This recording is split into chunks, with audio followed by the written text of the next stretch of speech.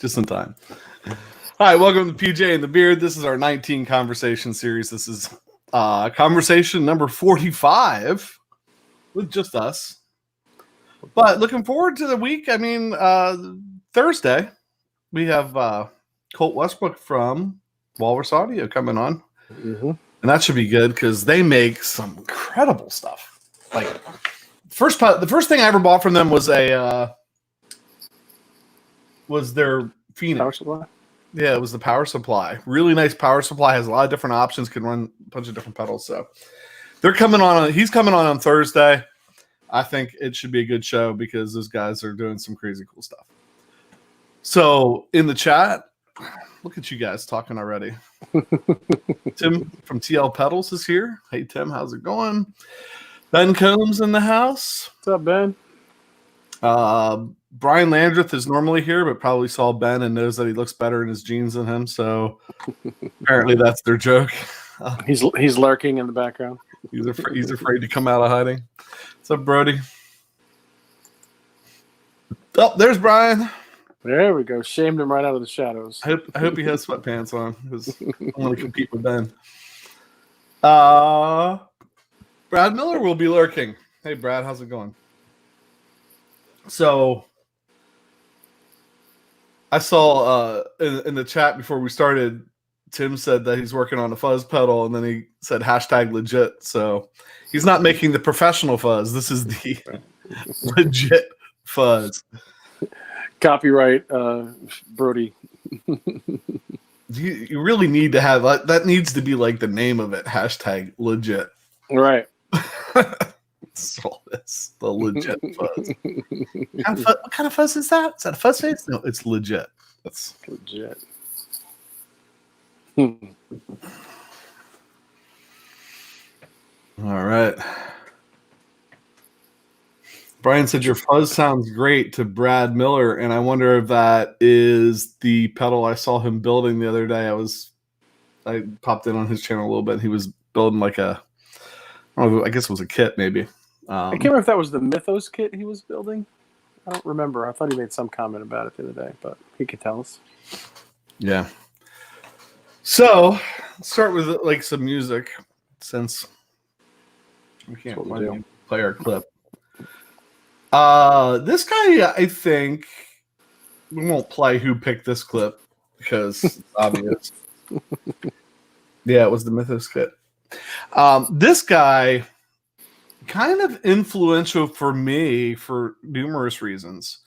One, because he was very influential on the guys that I looked up to when I was getting into playing. In fact, a lot of those guys actually toured with him a little bit.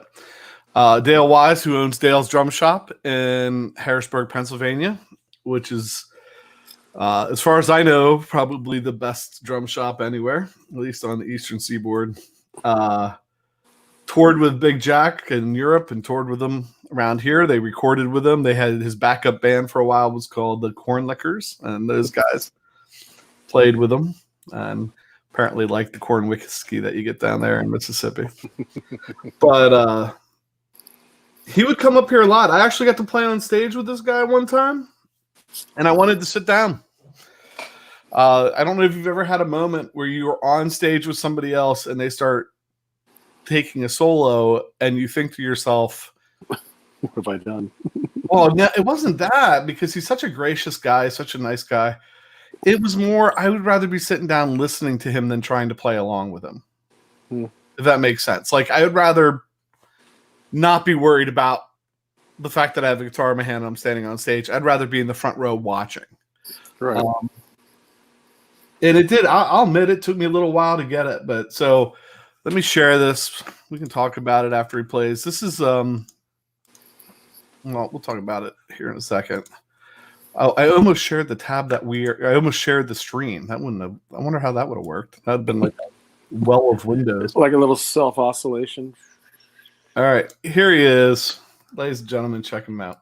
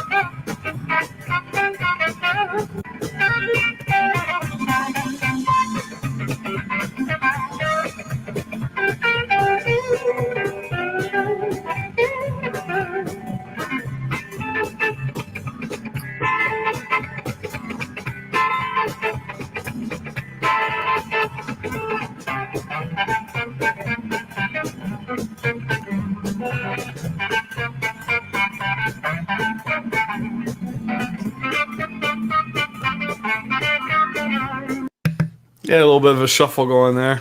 Mm-hmm. I like the rhythmic thing he does with his hand. Yeah. Plug him into an amp, turn the amp to 10, give him a guitar. Right. I saw him play with tons of different guitars. It looks like he's playing an Epiphone hollow body there. I know at one point Schmidt Jivanoff, that we've talked about before in the show, gave him a Heritage hollow body that he used for a long time. There's been some other ones, but if you ever see a picture of Big Jack and he's playing a Strat, and I think it's a Strat, and on the back of the Strat he has a sticker that says "Got Blues" on it. That was the sticker from my old band. We gave him one when he was up here in town, and he stuck it right there on the front of his guitar, which I thought it was. I never played a major blues festival, but a sticker I made played a lot. Like a passport. Right. He was a presence, somewhere. I was telling Pat before we started, I have a video that Dale took prior to cell phones, so on like a handy cam, I think, of Jack sitting on his front porch in Clarksdale, Mississippi, playing the guitar. And it's great. I really need to try and figure out where that video is. But lots of stuff there. And one of the things I like is that ability to just kind of play the melody that he was doing. Right. I mean, you knew what that song was. You didn't have to read the title or hear him sing it. Right. Well, yeah, because it's Scotty Moore would have played on one of those versions, right, with Mr. Presley, and there was not that much soul. I mean, Scotty was a good player. There wasn't that much soul in Scotty's playing, though.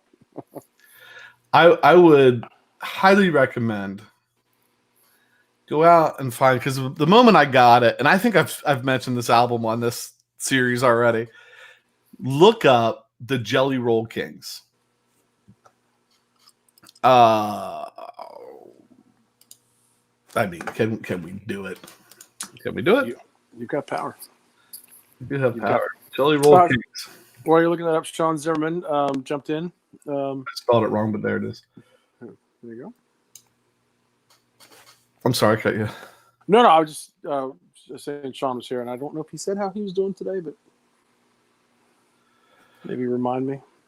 There you go. Go find that album, Jelly Roll Kings, Frank Frost Blues, That's All Right Mama, Look Over Yonder Wall, So Lonesome, Baby Please Don't Go, Fisher Musician, Fatback, Sitting on Top of the World, Have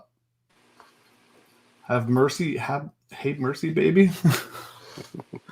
And I'm a big boy now. I don't know. Go find this album, turn it on, sit back, listen to it. Frank Frost, Big Jack Johnson, and the name of the drummer, I think it's Frank Frost on keys, Big Jack Johnson on guitar, and a drummer.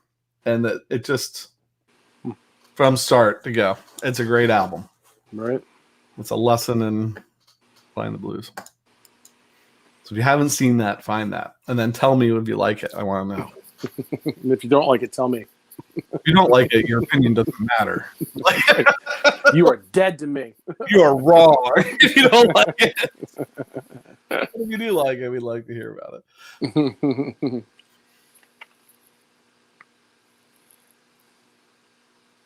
Yeah. All right. So is Sean doing better today? I asked the question and then I didn't look for the answer. He's commented a lot on the video, so he did say, keep reminding himself to think positive and not dwell on it. So, well, he probably doesn't come here for us to remind him, I guess. Right. But yeah, we just want to be nice and check in, but we don't want to dwell on it. So we're moving on. All right. Brian Beard, remember the Love Pedal MK3? I found the key to making really dirty fuzz 4.5 version. What, there's a new version of the MK3? Or is he pairing it with something that's making it like a dirty martini?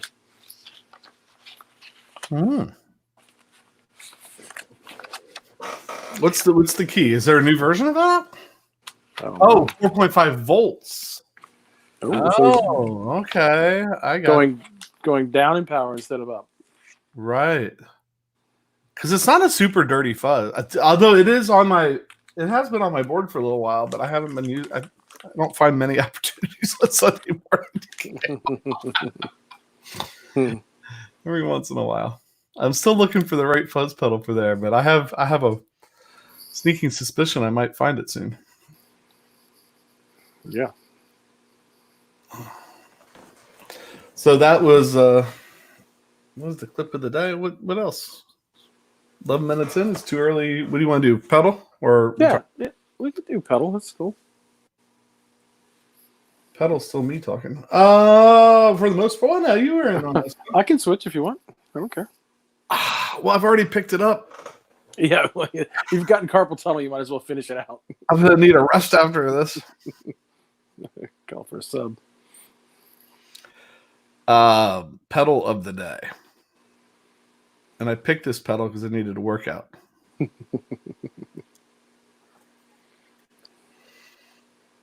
Here we go. I never turn my light on. I don't know. Does that make a difference? I think it makes a difference on what you're trying to hold up. All right, let's turn the light on. The light.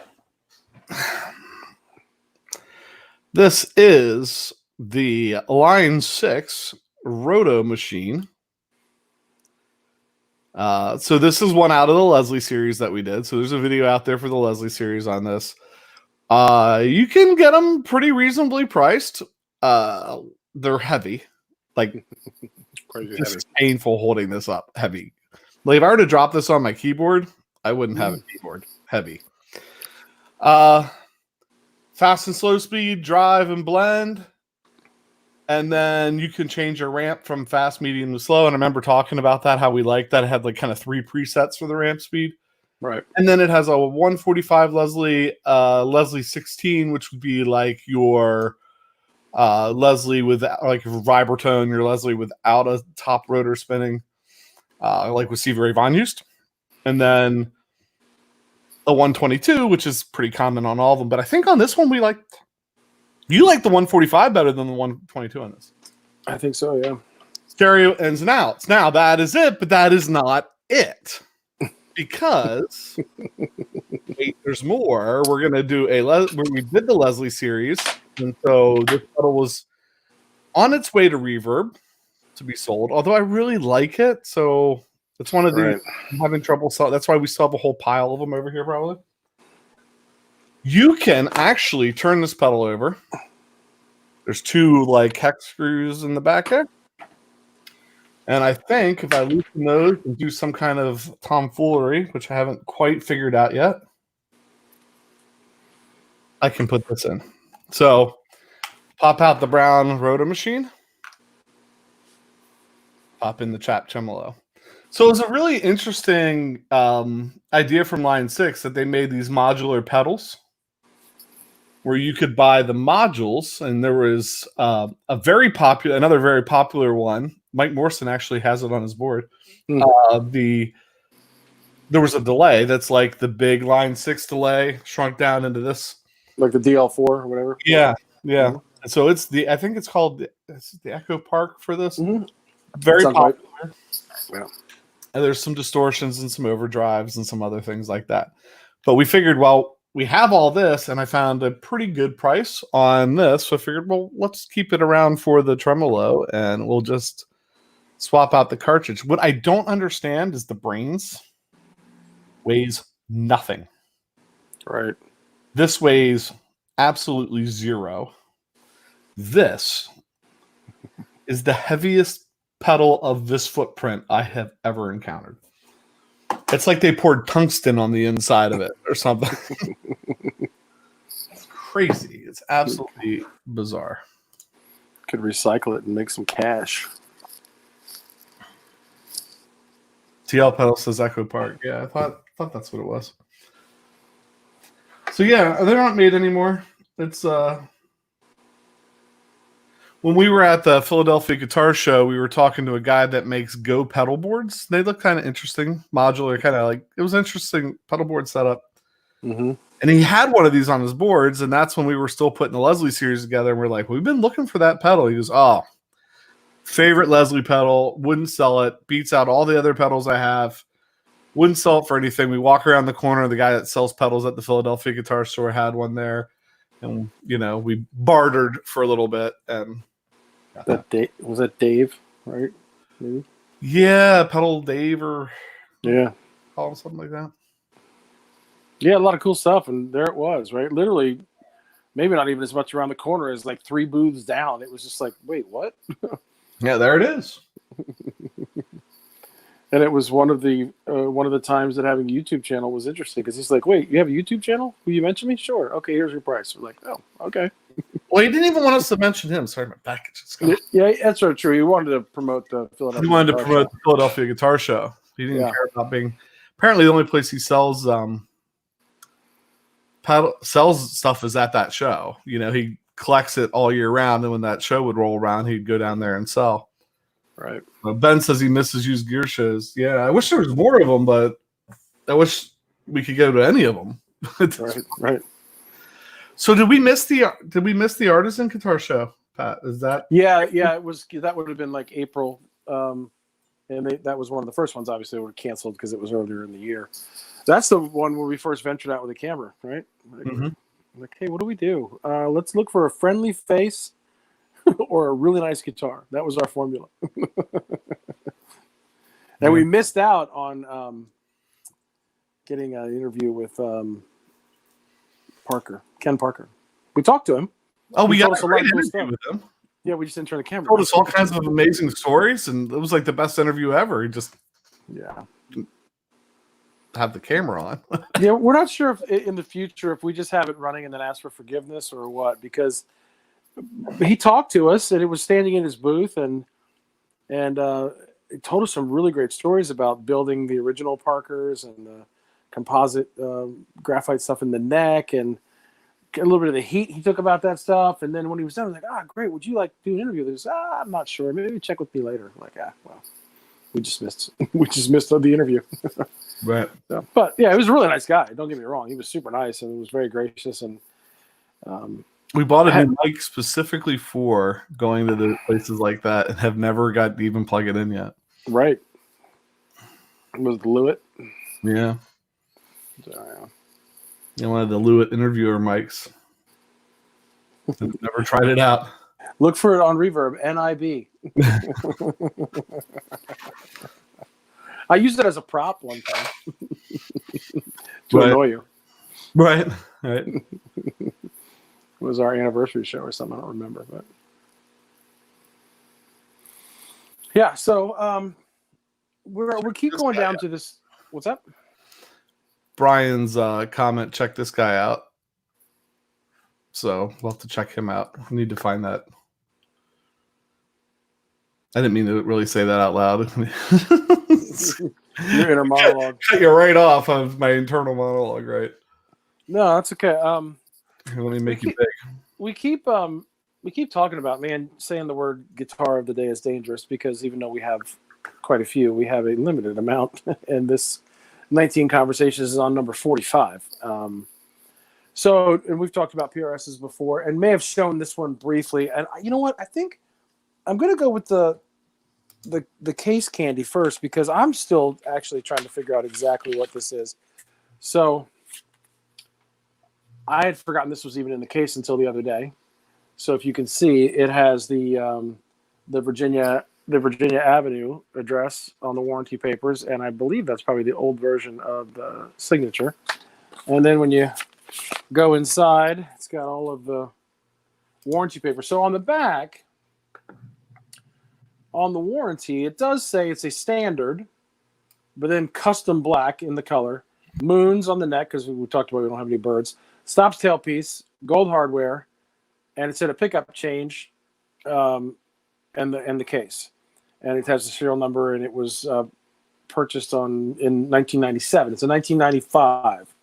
So then you go to the actual hang tag that is in with the case, and it almost looks like it says a CB standard. So I don't know if that's custom black standard, maybe. So it's a standard 24. It has the original receipt from the person who bought it, which was kind of funny. It has the original hang tag that hung with it in the store, because Minnie Pearl lives here. So there's your PRS standard black. There's what that said. So a brand new one listed for like $1,700 in 1995. The person who bought it paid a little bit less than that, and I paid significantly less than that. It has the original sticker that I'm assuming the adhesive would still work. And I dropped the D'Addario. I even had the D'Addario hang tag with it, like had everything. And talks about for those, and it's a rotary, which I'm kind of back into this, but it talks about what the rotary positions do, which was kind of interesting. And it also shows you, my goodness, this is riveting, isn't it? Shows you how to string with the wings. So all the mysteries of PRS are all in this particular guitar. It's got the rotary and it's got the wings. It's got dragon pickups. So here it is. It's got the gold hardware. Now, how's that high E? How's that high E look? Is it right? The high E is actually pretty good. Is that because? Yeah, this is the one that Jason was talking about before. It's hard to see. The wings in this one are almost in perfect alignment. Now, see, I don't care about that. I mean, I don't want them to be up and, I want them to be about there, but I don't care that they're like perfectly symmetrical. It's almost impossible to do. Right. And it doesn't matter. I mean, if you do it right, they should be pointing all kind of out. Three out. Yeah, I mean, basically, you wouldn't want them pointing up or anything. I mean, I don't know that it would necessarily matter. No. But if you do it right, the high E is hard because it stretches more than the other ones. Like when I did that for you, I had to like pull it through, tighten it, and then pull it through some more because it will stretch more. Anyway, go ahead. Right. I'm sorry. That's okay. So it does have the moon inlays because, as we've said, we don't own a bird between the two of us. That's the custom black color. That's the reflection of my laptop. Probably needs wiped down. Didn't even clean it before the show. The maple cap is on here, even though it's painted. Back. This one, if I opened it, this one is signed by Paul on the inside to me. And I tracked him down in the show. Something you held up. One of the paperworks you held up said something about bolt on. Well, I think it's a catch-all. It's kind of like CE, PRS CE bolt-on, standard, and custom electronics. So it's the rotary positions for any one of those guitars were the same. Okay. So, Dragon pickups, they are pretty hot output. The dreaded rotary, not the dreaded for me. I'm so used to it. Matter of fact, I saw an interview with Paul Reed Smith and Orianthe, and her signature as a rotary because she grew up playing rotary. Brody has a cousin of this guitar, same year, 95. His is painted solid gold. It's black. See, it's black on black on black. Everything's black, right? Even though I said it had a maple cap, it's painted. And it came out in 1995, so we're some of the last out of that. The original factory there on Virginia Avenue.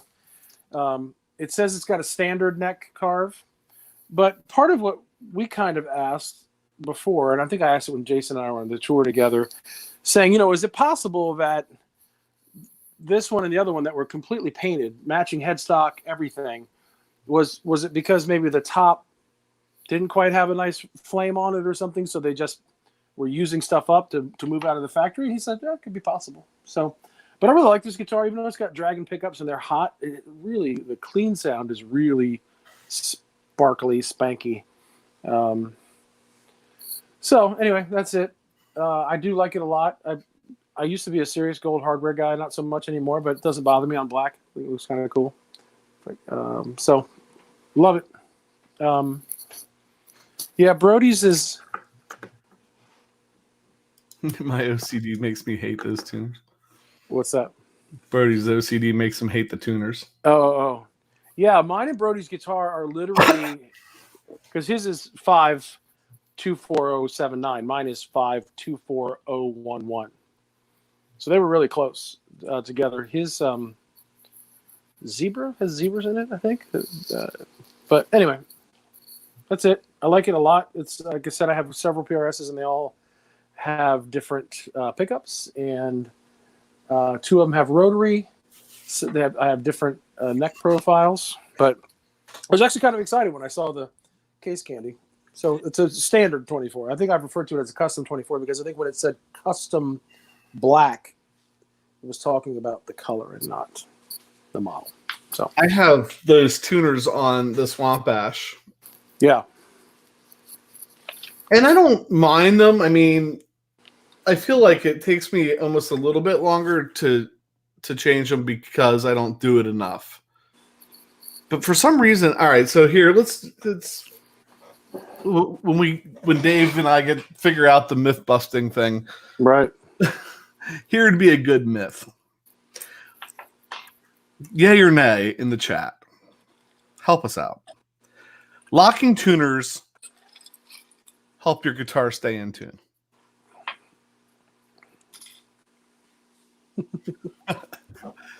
We'll put our amps on standby while we wait for you to answer. Yes. Locking tuners help your guitar stay in tune. I cannot tell you how many times I see conversations online where people are like, "Oh, I'm having trouble with my guitar staying in tune. I'm buying these like locking tuners. Should I get Schaller or should I get?" Or Brad Miller says no. Pete Hickson says no. Okay, so Brody says no. Terry says no. Okay. Why is this? Why is this a thing? Why is? I don't even like them. I mean, I guess I would if you. Oh, go ahead. I'm sorry. I'm just saying, if you're not dealing with the PRS wings, right?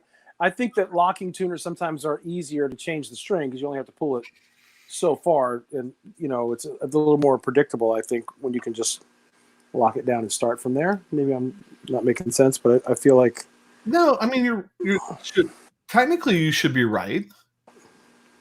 I feel like the guitars that I have that have locked, so the American Deluxe Strat has locking tuners on. That's one of the ones with the wheels on the back. You push it through and you wind the wheel up.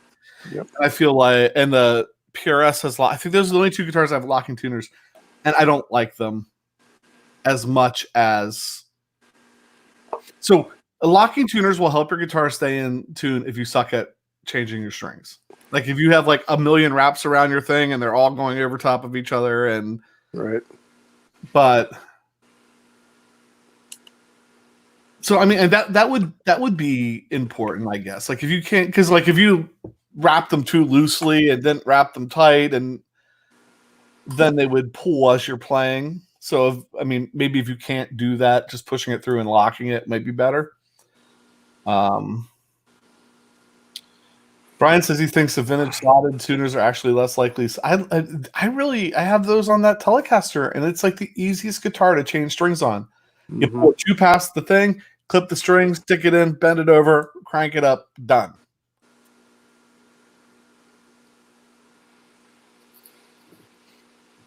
So what part, Ben says well, go ahead. Ben says it's all part of the problem, but I'd like to know what part of the problem they solve, unless it's just simply you suck at changing strings.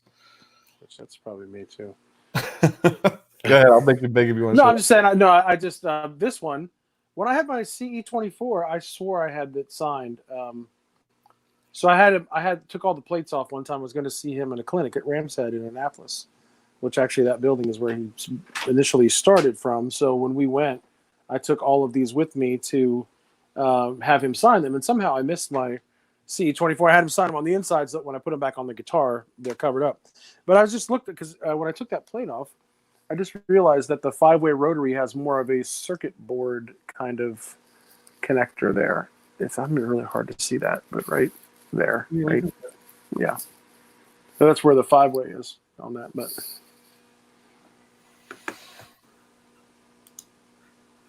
so anyway, yeah. I mean, I got plenty of guitars without locking tuners. I mean, I think my Strat, like yours.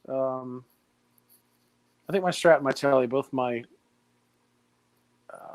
Deluxes, have locking tuners. At least the Strat does. And then,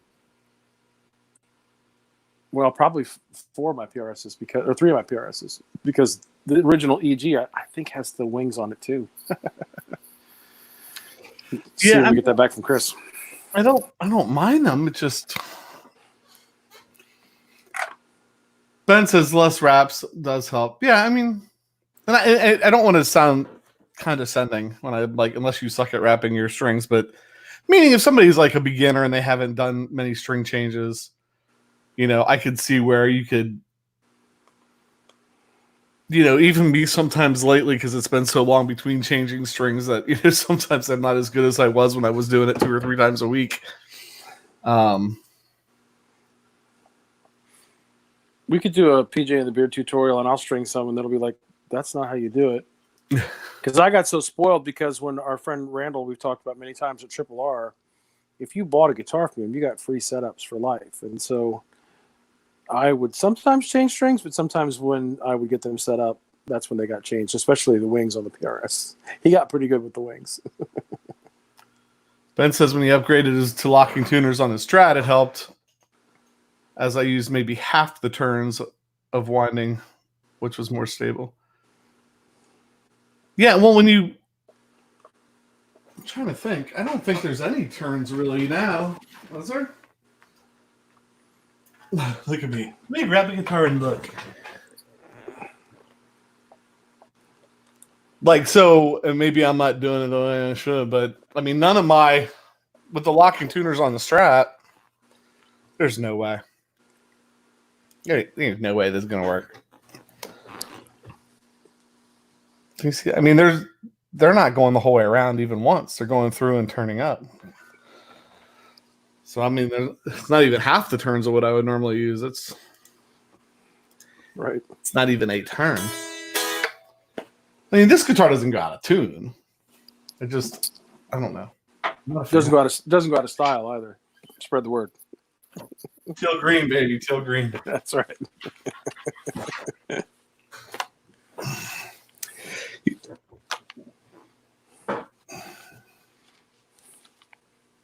Half a turn total. I got you now. Ben, you're better at reading comments than we are. That's right. And understanding. He has his own show, and he's a moderator for Pete Thorne. So he's got a lot of experience reading comments. There's Paul Ewing. What's up, man? I was wondering what would bring David out today. You have to, well, Joe Walsh isn't from this planet, so he may have some intergalactic knowledge of how to do some things.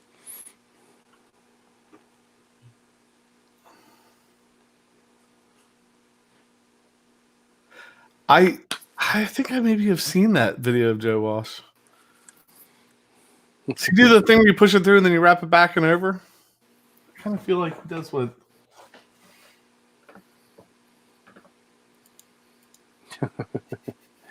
David Barber said he just got back from scrubbing the groceries, and any more that doesn't have to do with just produce. Tim, should I show legit?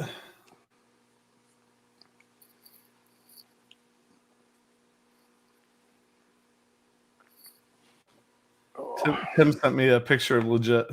Oh, nice. I just got back from scrubbing the grocery. That's what I was saying. That used to apply just to like the produce, not so much anymore. That was funny. Hey, wait. Did Dave always say Barber Electronics, or did he make a new? I think it always says. Does it? Yeah. He's all business. Monkey business, but he's all business. You ever got? Sean said, "You guys ever go with the top wrap, with the first wrap, and then under for the rest?" I don't. I just do the where you put. Pat takes his to Chris and has him do it. So he. Hey, let's call Chris and ask him how I string my guitars. We're not even going to discuss that. I don't know. I always did the one where you push it through, you go around backwards and bend it over, so it makes like a little hook, and then you wrap it underneath the whole way down. Just the way I did it. I was taught to do it, and I've heard varying opinions on whether that's good. Tim, sure. Let me. Yeah, show that, and then make a mental note that we can go back to Brian Landers' question. Different topic. Hashtag legit right there. Nice. That says Stinger Fuzz on it. Yes, sir. I wish I knew what that all was doing, but right. It looks really cool. but I don't know what it is. Right. So Brian asked question to David Barber. Can you try to explain buffers? Mason from Vertex has me confused, and David did give a short answer. Buffers make your original signal more immune to degrading by lowering the impedance. Is that a cufflink? That's good, Brody. Could be. Brody, you can start some men's accessories for pedal builders. It'd be a cool looking cufflink right there. Look at that. It would. Brody being the fashionista he is, he thinks it's a cufflink. PCB porn. Ben Combs. Right. So here's the question. So I've heard this question before, and I've heard different people answer different ways. So Brian's follow-up to that is, do I need two buffers? One first and one last on the board.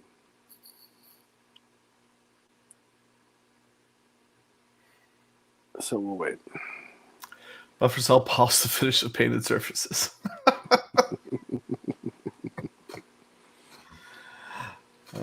Depends on how long. It depends whether you need a buffer or not. Depends on how long Brody's cable is. Right. That's right. This is territory that I'm not going to jump in on. I know there's always that temptation. I think oh well, since we're running the live stream, we must have the answer. But it's not. It's territory that gets confusing to me because, like, if you have the TU2 or the TU3, the Boss tuners have buffers built into them. Right. Other Boss pedals have buffers built into them. Other pedals have buffers, but I know people buy buffers and put buffers in the beginning and put buffers at the end of their chain. And then can you put one before your fuzz? You can't put it before. You got to put your fuzz before, right? Your fuzz has to go before any buffer, so you got to put your fuzz pedal before like your tuner, and it's a. I think Brian called it a rabbit hole earlier, and it is. It's. So David's saying the number of buffers depends on overall length of cable, your desired results, and the number of pedals and patches that may degrade. So that could be, some people make the argument to put a buffer on the way out as well, depending on how many pedals and basically what David was saying. But can the buffers cancel each other? Can the buffers like kind of mess with each other though, Dave? Like, is there a point where maybe you have too many? Like where you're starting to cause harm by them?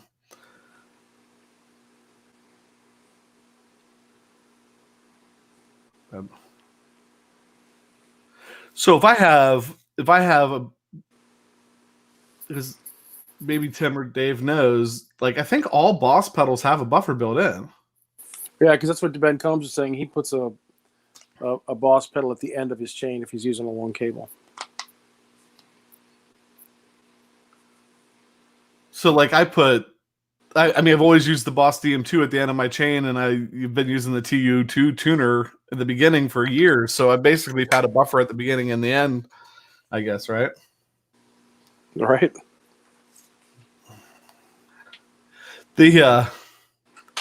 So there was that big push there for a while to have everything be true bypass. So everybody got all these true bypasses. Now everybody wants to build the buffer. That's why the Tims and the David Barbers of the world have to keep up with what I guess people want.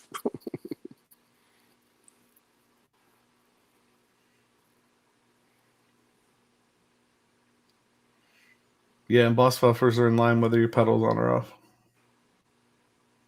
Even Josh Scott was talking about that the other day when he did that like live stream the other day where he had pedals in the mail or something. And I think he was talking about that a little bit. Was it that episode? Talking a little bit about like the buffer thing. Switches, basically, like how we went to buffered switches and then the true bypass switches. And good buffers are good.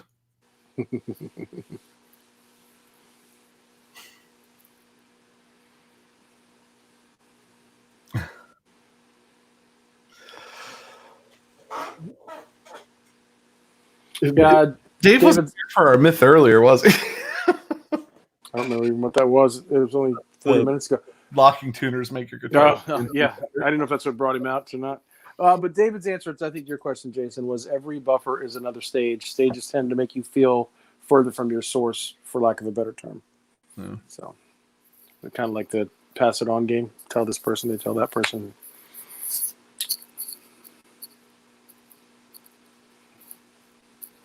There you go. David says you don't need them. Just like so we've learned two things today. Locking tuners don't really do much for you, and that you don't really need a buffer. Anything else? Any other questions? So when I found out that my bad horsey wall, I used a bad horsey wall for a long time, and there was a point where I discovered that boy, there's a pretty significant volume loss with that pedal in the chain. Like if you bypass the bad horsey wall, you get a totally different sounding. Yeah, there's a pretty significant volume loss, and maybe even some tone, whatever. But the solution to that, I figured, was just to turn the amp up. I look for all these well, what if I put it in a volume loop, and what if I do this? And I'll just do what I did for years and just turn the amp up. Right. It's like when your car makes a noise, just turn the radio up. Yeah, Dave, that's some guitarists feel like their signal gets too bright with a buffer. They like the sound of the cable rolling off some treble. Yeah, I mean, I think that there was some truth to that. I like the sound of my rig with that bad horsey in there. I had 2 20-foot cables.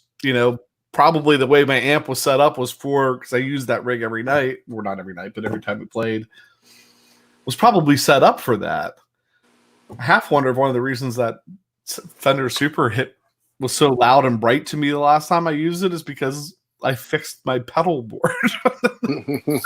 Right. Like, why can't I get this thing to tame?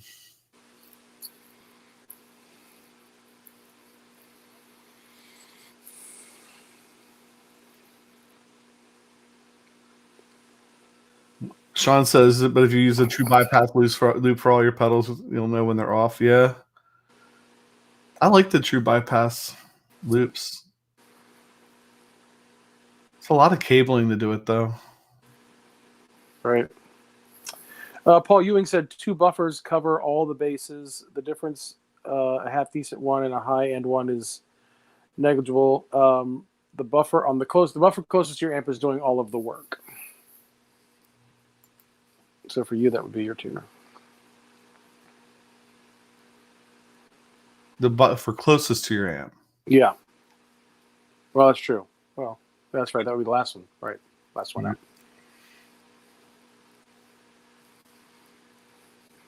Well, my pedal board is closest to the amp because my amp's on my right side, but the cable out the other side is the one closest to the amp. 2 bypass pedals should be a few inches of wire. Mm-hmm. Yeah, I mean, there's that whole I like the loop switchers. Like I have that. I like the loop switcher because you can put a bigger pedal board together and not have to step over things to get to the pedals. Like all the switches are up front. Right. I like that. Which is important when you're trying to follow a chord chart. Yes. Sorry, I couldn't find any artists by that name. Thank you, Siri. Alexa, sorry. Alexa! Everybody starts messing with me. I'm the only one that can mess with you. She's listening. She is listening. Always. Always listening. Brian says he's waiting for that loop switcher. Looks cool with that little bit of programmable. Yeah. If you follow Swindler on social media, Drew's too busy playing drums right now. We got to see a picture of Paul's 80 pedals on a board and ignoring buffers. That's right. Sounds like you're part of that Sweetwater deal or whatever. The guy with two 10-foot cables and 3 good pedals probably does not need a buffer. I kind of figure everybody's going to have at least one boss pedal in there somewhere, right? Right.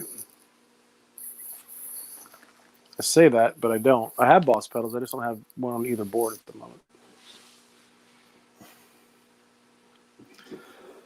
Guitar minutia should be a college level course. Yeah, David, maybe you could teach that at Berkeley. We learned a lot about Berkeley with Sebastian Falvo. You know, you had the Hendrix lab, the Beck lab. You could be the guitar minutia professor. Guitar minutia. So yeah, well, Brian Lander did say that earlier he was working on a pedal board, 15 to 20 pedal board together. That's one thing I've thought about doing during this. I'm still hoping that social. We had talked about doing a series, you know, when we're doing the actual videos and not distracting each other for an hour every day. Putting pedal boards together, starting with yours probably, because Pat's pedal board is a Train wreck. little bit of a train wreck. It's not a train. I mean, it's not though, because you never carry it anywhere. If you had to move it, Yeah. Well, you do get kind of miffed when people pick it up and move it like 5 feet over, because you never know what's going to happen. That Right. 5 feet is a dangerous journey for his pedal board. it's the one I'm using is like a really old Furman SPB8. And because it doesn't move, some of the pedals have Velcro and some don't. And I use the 4-cable system because I haven't used drive from my amp for quite a while, but I've just got so used to putting my delays through the loop that I still run them through the loop. So I have the whole 4-cable system, and not everything's Velcroed down, and so it's fun.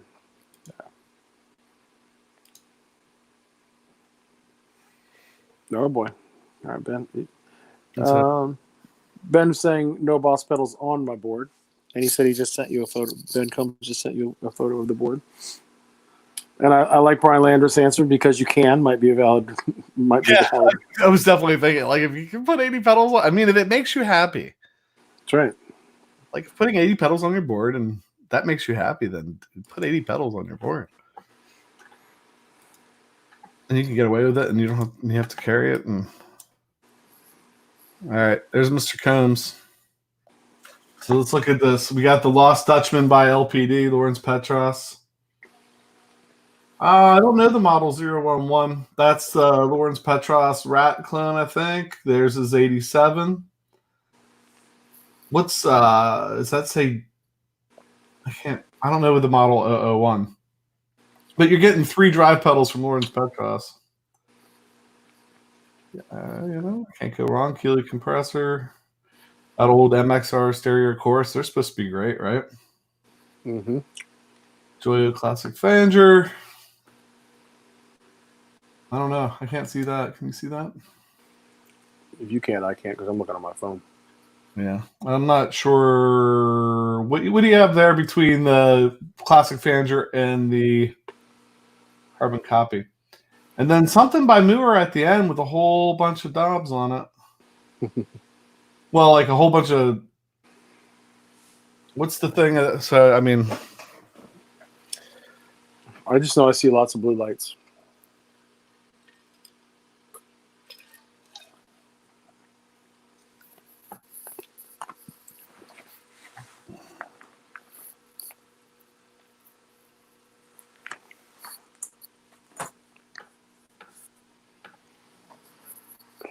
Any signal left after 80 pedals? Your birdie's asking if there's any signal left. Sure. That's why you have a whole bunch of buffers. All right. Whenever you're. You might have to ask him. Once you get past 15 pedals, you might have to ask if a multi-effects unit is your friend. I still. They're not as fun to me. I don't know. Oh, a Moore drum machine. I gotcha. Cool. Outlaw funnel cloud phaser. Okay. So you got overdrive, fuzz, plenty of drive and distortion and fuzz, and then you got, of course, flanger, phaser, carbon copy, which, I mean, I don't think you definitely can't go wrong with a carbon copy analog delay. Pat, that's right. Like one of your favorites. Right. What are you doing over there? I was going to say there's my messy board that's even messier because I tore a couple things off for pedal of the day. So that's the Furman. And then behind that is the little travel board that's in a fake Pelican case that's kind of ripped apart. And the reason I did this was because Brian talked about making a ginormous pedal board. You see that right there? It's become the place where I store pedals that I'm not using, but at one point I was considering making that a pedal board. I think I might have bought this case from Brody, who his band was going to use it to put a soundboard in. I'm like, oh, I have a much grander plan for that. But I never went that big. So you can see it's just everything is just a total mess. But and this is the soft underbelly of YouTube. It's a spare bedroom. Who knew, right? You know, the board that I was using. So I built the church board. Right. Here we go. I got this, I like to make homemade ones, right? So I built the church board because I wanted to have, oh my gosh, look at the dust on this thing. Because I wanted to have a board here that, like my pedal board that I'm going to use so we had a project going when I did that. Mm-hmm. The project that was going when that started just kind of died out.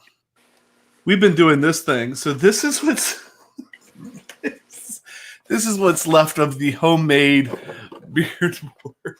I don't know if you can see it. You can part it out. Right. Half of the pedals are sitting on the shelf that were on here. So the wah pedal is gone. All that is left, how sad of a state of affairs is this? All that's left is a 5-channel loop switcher, a King of Tone, and a TU2. It is covered in dust and dog hair. Yeah, like what's the looper for? The switcher. Right, and then but it was kind of cool. It was a first attempt. There was a switch up here that I can turn on and a blue light to tell me that was on. Here's my biggest mistake. Nitric in and outs on the back. Nitric, don't do that. And there's a Wallace Audio Phoenix power supply underneath. And that power supply is great, but I'd have to take this all apart. And, the cables are all sitting there. Like, I could plug this all back in if I wanted to. Right. So it would have had, the Strymon Lex on it. It had the Dry Bell Univibe on it. I forget what else this pedal board had on it. But... So in the chat, Brian said he uses 2 carbon copies. I have a carbon copy deluxe on the travel board, and Brody was asking, is there a difference? The carbon copy deluxe does have tap. It's got the mod, and then it also has the bright switch. It has a bright switch on it. So it does sound a little different, but you can make it sound pretty much like the original small size one, but you can also push in the bright switch. And it's got a tap divide on it. So I don't know. I mean, if you like the carbon copy, the deluxe is an option. Yeah, so I don't know. I just put that board back over there under the TV, and I found this sitting on the floor. What is that? I have no idea. It's like a little metal piece with a hole. It looks like something you would solder, so Tim or Dave, That's a through hole. it looks like something that you would solder a wire to. I wonder what that fell out of. That's right. I think sometimes people break those off though, if they don't need them. So maybe that's right. It definitely looks like a piece of metal that was bent and broken. Oh, it's possible. But that that's our messy boards.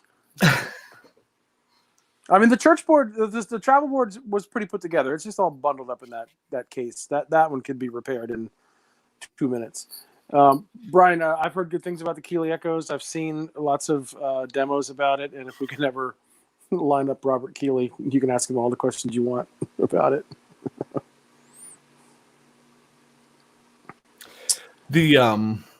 I said don't ever use the new trick on a pedal board. Yeah, after those locking ones. What a pain in the butt, because I put them on the front, you plug them in. Then you want to pull your cables at the end of the night. You got to get down and be able to figure out how to push the little tab in and pull it. It was stupid. Right. Dave knows pedals are a guitarist heroin.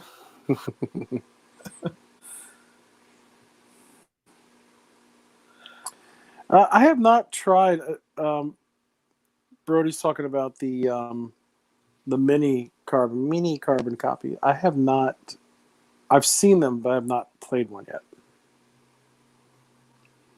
So Dave said you use those to check AC sockets for voltage. He's not talking about that little metal thing I hung up. maybe. He's not back to the Nutrix connectors. I think he's talking about that.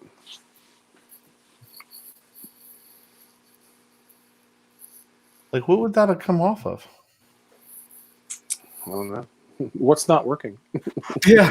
Well, I mean, I don't think I have anything I can hold it up with, so you can see it better.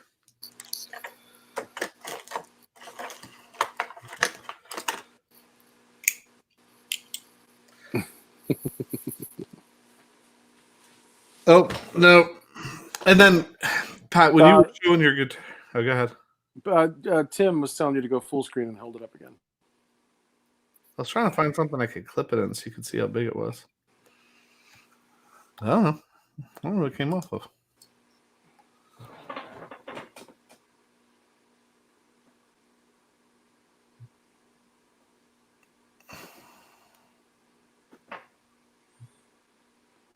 And it looks like the back. I think it's a zipper off one of your Ken dolls. Yeah. Oh, wait, I know what that is. Never mind.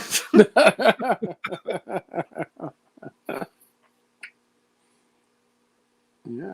I don't know. Back, well, I can't get the back is kind of bent a little bit. I don't know. Maybe I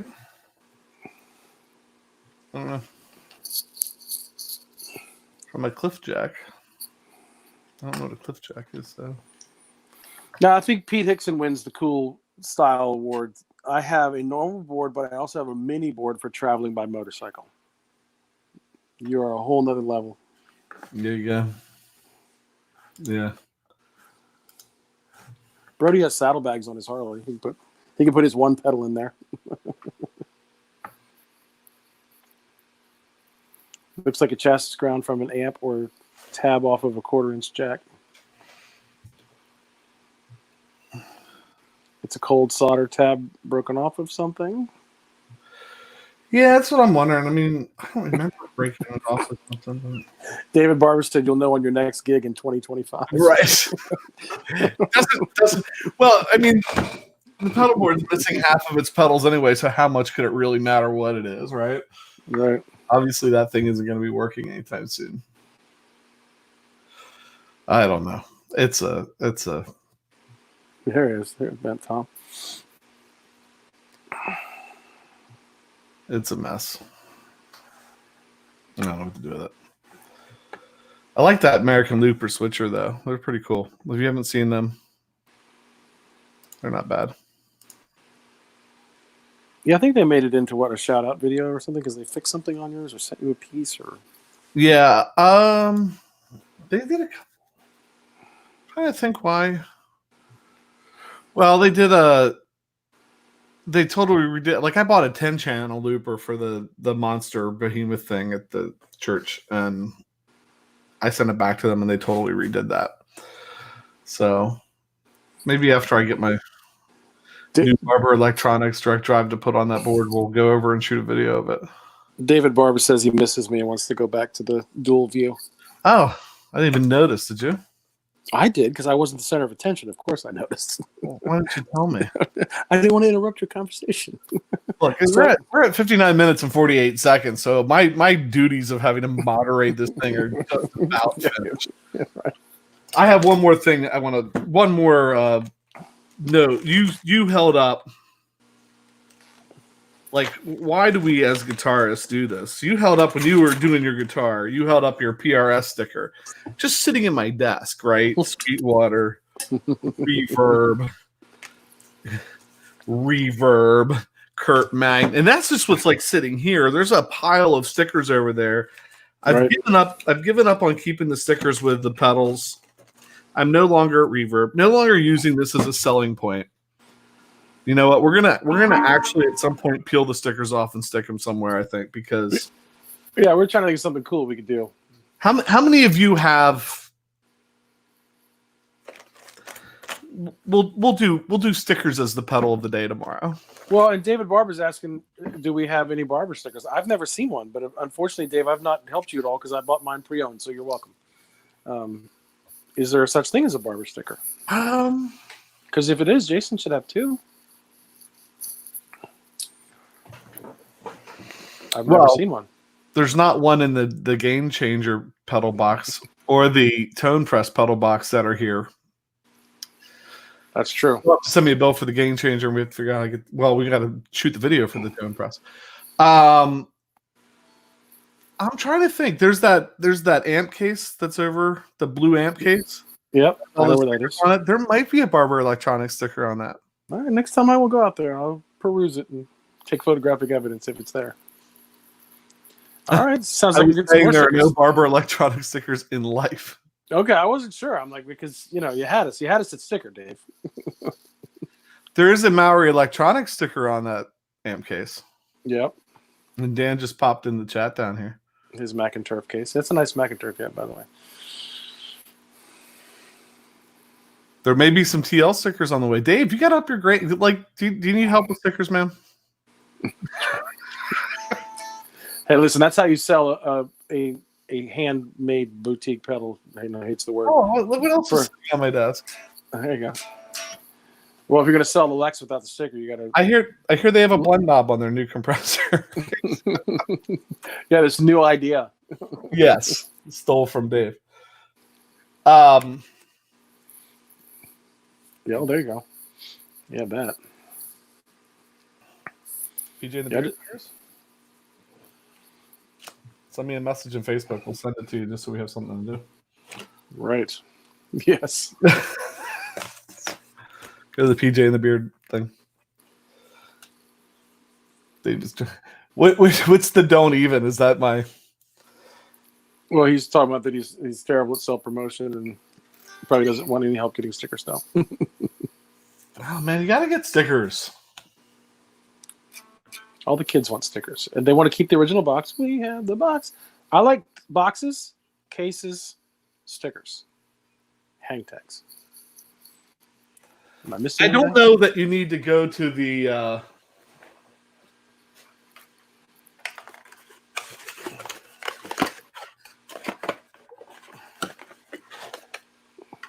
I mean, isn't there? Well, we got lots of swag with that. I think that was sort of. Yeah, but I don't think you need to go to this extreme, Dave. Like the little baggie for the pedal. I don't know. I can't imagine how much that packaging costs. Right. Like, how much could we save on the pedal if I don't know, maybe we should ask him on Thursday. We could. And he'd be like, wait, who sent you that much swag? We'll get somebody fired. All right.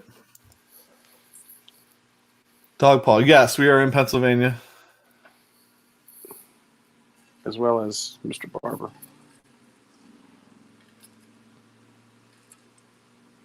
They bang. All right. Barber Electronic stickers. I don't know. Was that reply? Because I wasn't sure if it was that or the blend knob, but was that reply? That reply didn't seem as negative as the kit. Yes. We didn't have to doubt his feelings about a kit. Don't even was about the blend. Right. Yeah. No, it was about the blend. Yeah, man. Every time I see a compressor pedal now, I think of you. Like even the one that was just on Ben's board was that Keeley compressor probably has a blend knob. So probably the same circuit. All right. So, of course, I don't think they came up with it on a vigorous mountain bike ride, but like the OG did. you know what we have? We still have Dave telling the story of behind the blend knob on the compressor. Yep. On video that was not part of the interview that could be put out separately. Let's do it. We should probably do that. I'll call it the new Strymon compressor. Put out. People need to know.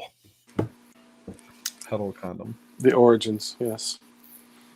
That would be the myth. That would be a MythBuster, right? Strymon did not create the blend knob on a compressor.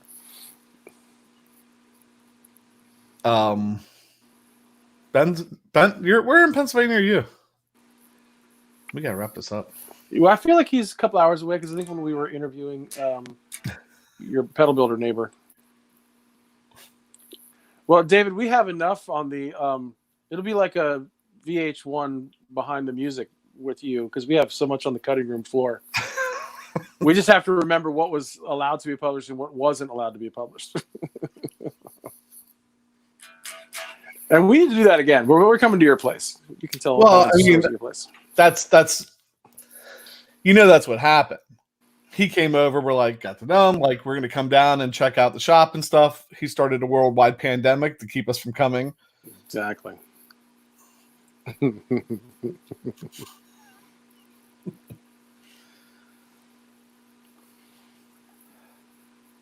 Okay.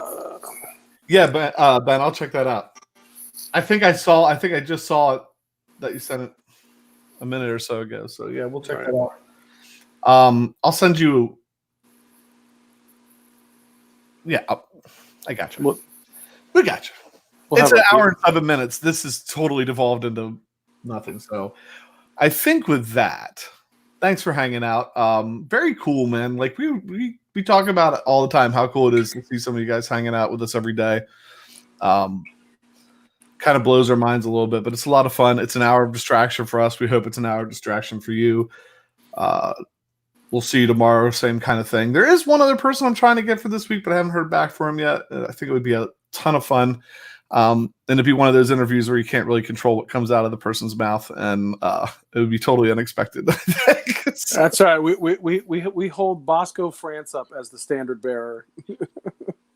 Bosco France on what has been said on this show.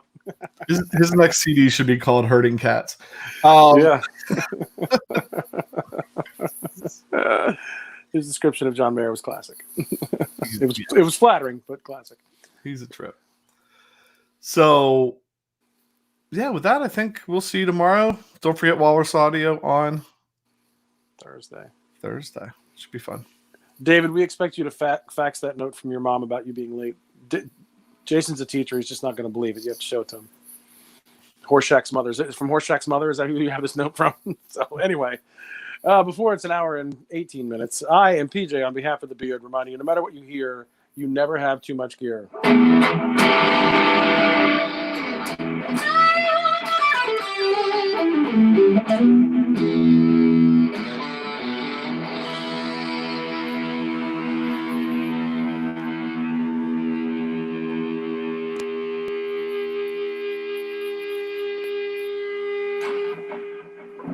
It never ends. Is that the 10 seconds, though? Do we have to wait for 10 seconds?